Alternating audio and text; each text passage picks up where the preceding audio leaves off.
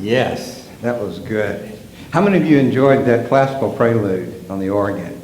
You like that? I'll take responsibility for that.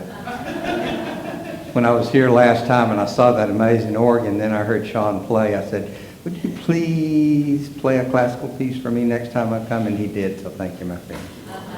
And I'm glad that all of you got to enjoy my blessing there. Well, I'm thrilled to be here with you again. It's wonderful to be in the midst of your community in this lovely place. Why don't you do something for me? Close your eyes.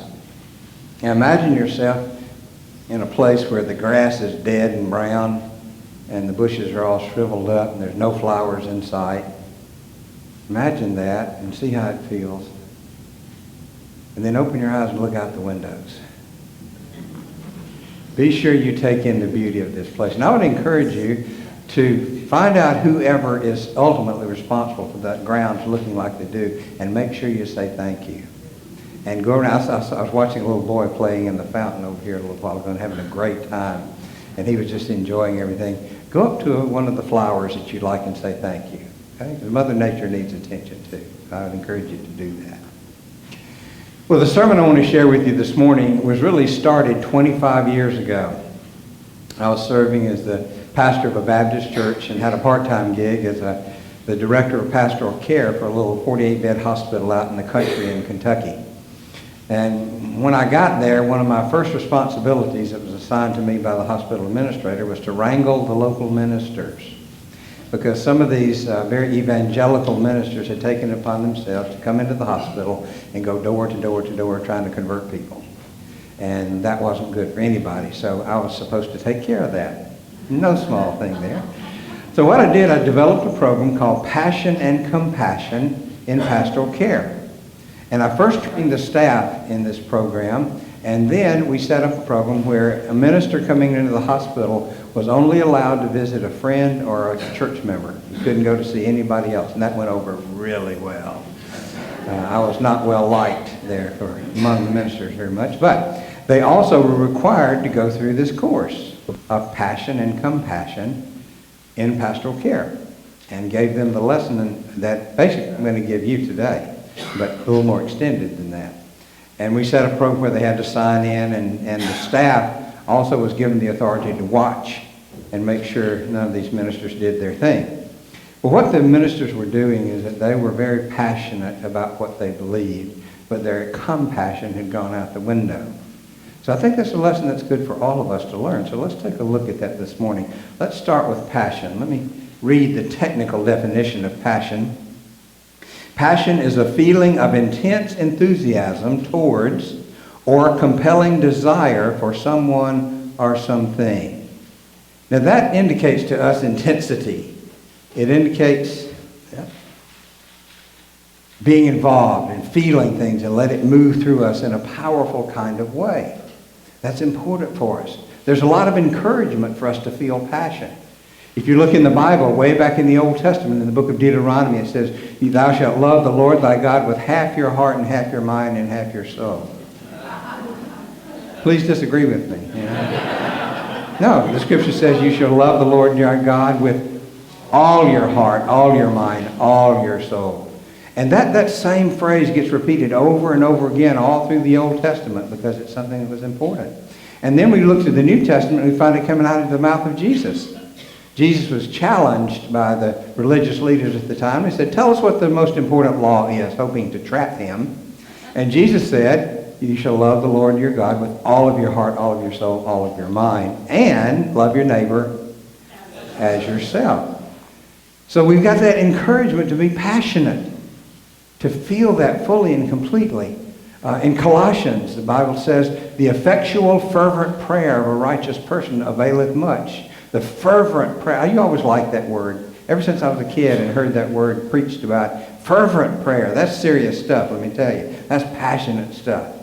And then in the book of James, it says, "Whatever you do, do it heartily as unto the Lord, with all your heart, with passion, if you will." And we find it out in the world as well. There's a athletic apparel manufacturer that you're familiar with, has a little swoosh as its trademark, and what is the word that the phrase that they use to advertise? Just do it. Yes. What does that say? It says passion. Don't sit on your rear. Get up and move. Do something. Get into action. We see it in the armed forces. I believe it's the Army who has the phrase, be all that you can be, right? That certainly indicates passion and investment and activity and doing something along the way. And to go from the sublime to the ridiculous, some of you remember Larry the Cable Guy. And what was his phrase? Get her done. I know that's bad. My wife told me not to use that, but anyway. That indicates doing something, being passionate. So we find all kinds of encouragements to be passionate about life. Some of you, and I know I can read your minds, all right? Some of you have something in your life that you need to do that you've been procrastinating about and haven't done it. It's time to crank up that passion and make it happen. Some of you have been waiting for somebody else to do something when it's yours to do. Get up off your chair and do it. Be passionate. Let that energy move through you. And we have all kinds of reasons that we don't do that, but it's the right thing for us to do. It is the prudent thing for us to do. It is the spiritual thing for us to do. It's to let that passion move through us and make it real out into the world. Now, one of the challenges that we need to be aware of, one possibility, is that we let our passion become so strong that it overshadows our compassion. And that's what those ministers in Kentucky were doing. They had a great passion for evangelism. They wanted to save people's souls, but they were really forgetting about the people they were trying to save, because in the hospital sick is not the time to go through something like that. So their passion had overridden their compassion. That can happen to us, but doesn't have to. So let's take a look at compassion now. Again, let me give you a technical definition here. Compassion is the feeling that arises when you're confronted with another's suffering and feel motivated to relieve that suffering. Now, there is something called sympathy. Sympathy is when you see a situation and you say, oh, that's too bad, that's a bad situation. Or that person's hurting. And then you walk away. Empathy is when you're able to sense what they're feeling. If someone had a death in their family and you remember how you felt when you had a death in your family, that's empathy. But you can be very sympathetic and do nothing. You can be very empathetic and do nothing. That's where compassion comes in. Compassion means you recognize what is there, you feel what is there, and you do something, you act in some particular way. That's the important thing for us, and we have a lot of encouragement to do that as well. I discovered that compassion is a really big topic. You know, Google is my best friend. Now, Google's not always right, but Google's interesting anyway. I Googled compassion and got like 1 million hits. So it's a big topic. And when I was doing some research for this, I found some interesting information. There was information about intelligent compassion, radical compassion, silent compassion, self-compassion. And I found some very technical articles about compassion-focused therapy. That's an interesting thing I'd never heard of before. And what about compassion fatigue? You ever thought about that? That happens as well. And then there were books written entitled The Compassionate Achiever, The Compassionate Capitalism, and Compassionate Statistics. Now, where those things go, I haven't a clue. I didn't research any further than that, but the fact that there's a whole book written about it says somebody's thinking about it. So compassion is a big topic that I think we need to really pay attention to. Now, other fields of science are also into compassion. Psychology studies compassion and its effect on our psyche. Sociology studies compassion and its effect on our society. Anthropology studies compassion and its effect on the evolution of our culture. And it goes on and on. Even philosophy has a branch that deals with compassion. But the one I found really interesting was neuroscience.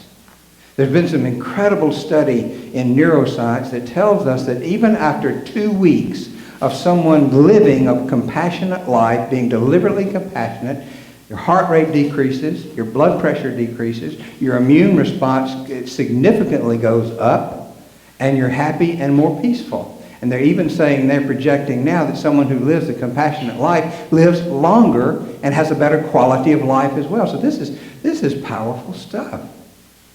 And it's important that we pay attention to that as we walk the spiritual path. Now, I want to share with you 4 things that you can do. I could stand here all day and tell you, be compassionate, but let me give you some specifics. I want to give you some homework. There are 4 things you can do. The first service only got 3. You get 4, so you get a bonus here. One thing is to open yourself up to compassion and to say, Spirit, here I am. Teach me, show me what it means to be compassionate, and see what happens. When I was about 12 years old and growing up in the Baptist church, and I had a marvelous experience in the Southern Baptist Church, I'm eternally grateful for all that I got in the Baptist church. So somebody introduced me one time as a recovering Baptist, and I said, no, I'm not recovering from anything. I'm really blessed because of that.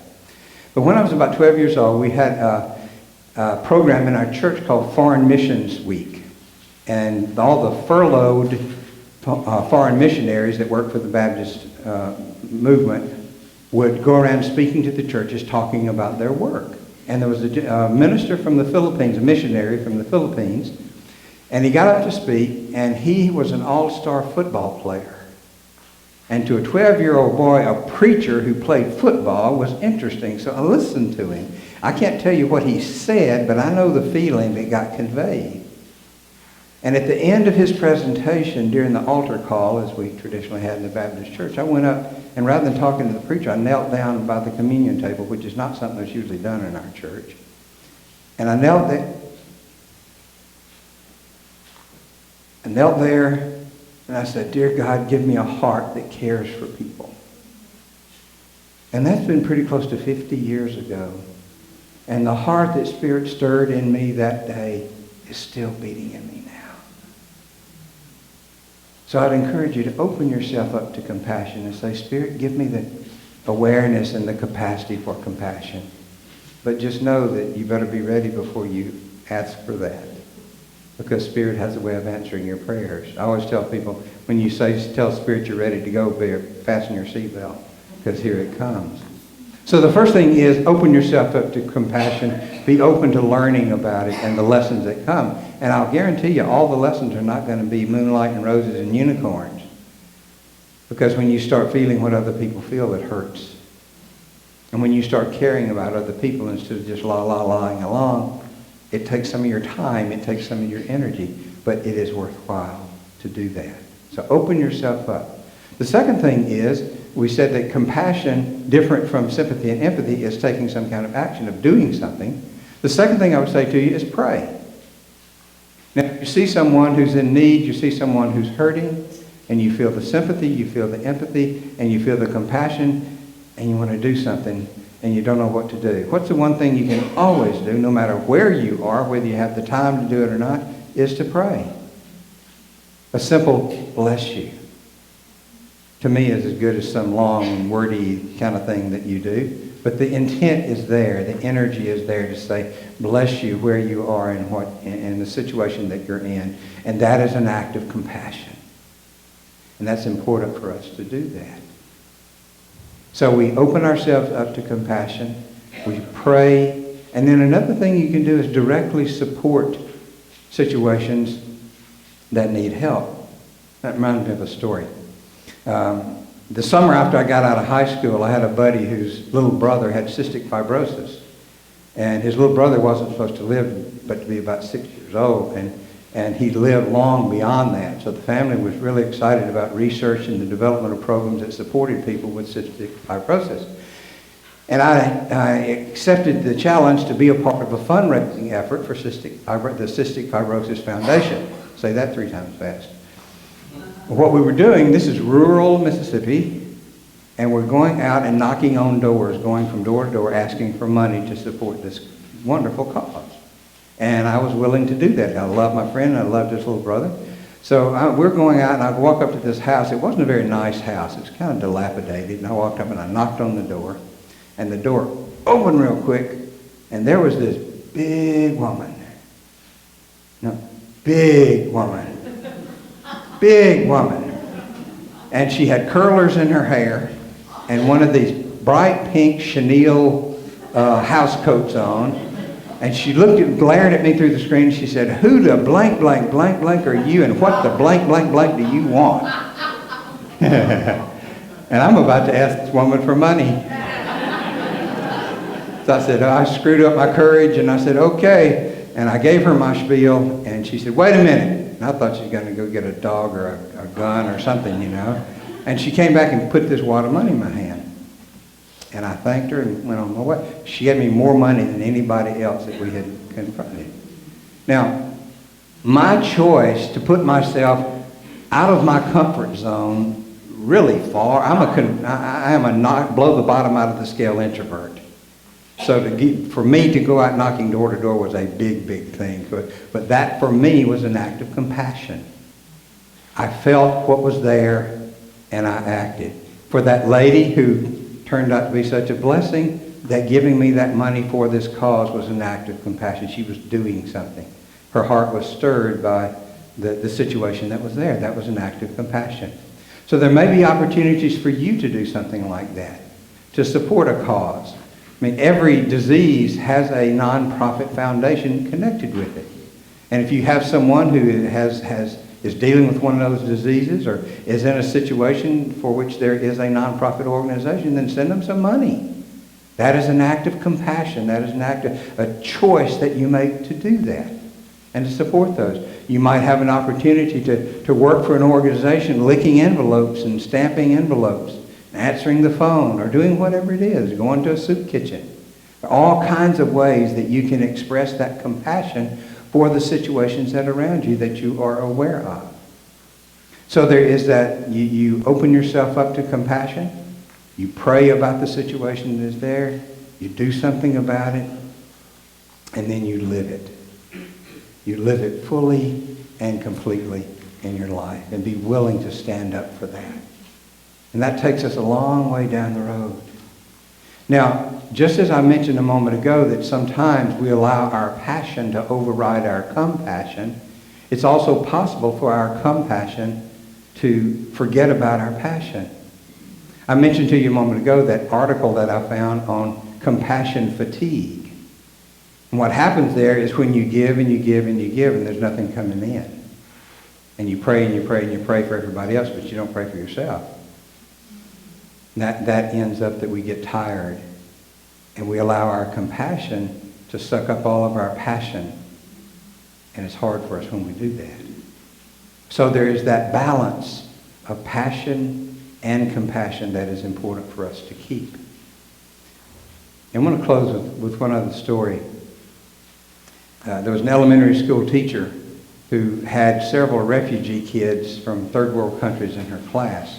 She was teaching about fractions, and she was teaching about 1/2 and 1/4.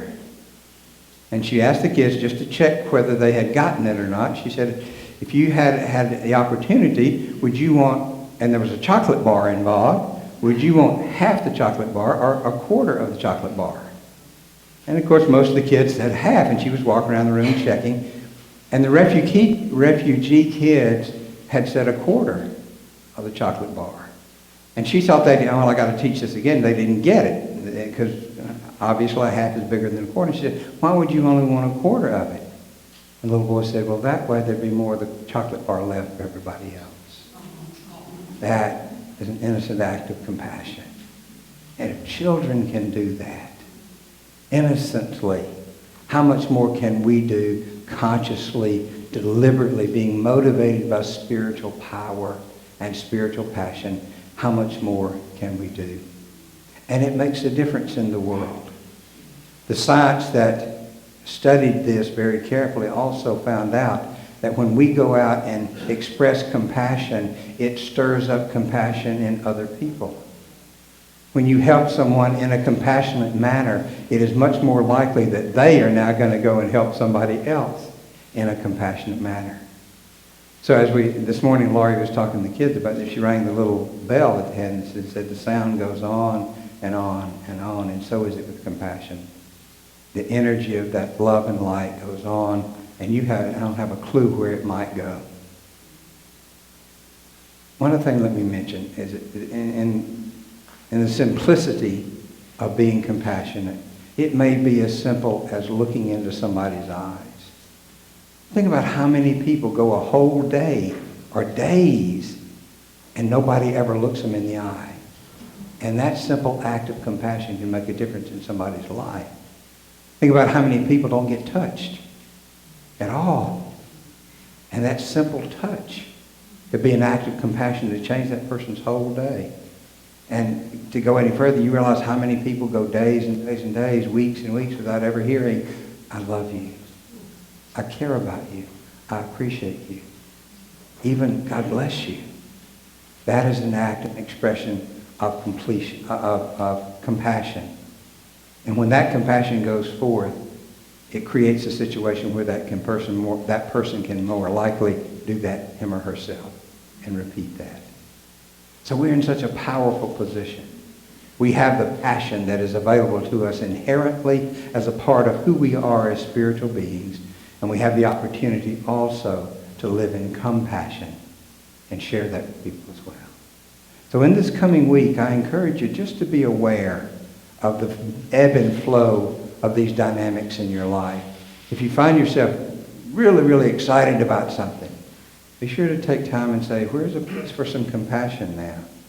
And you find yourself really deep into compassion, take a moment and say, well, where's the passion coming from that I need here? And find that you live in that balance between passion and compassion, and let us be what we were designed to be. God bless you.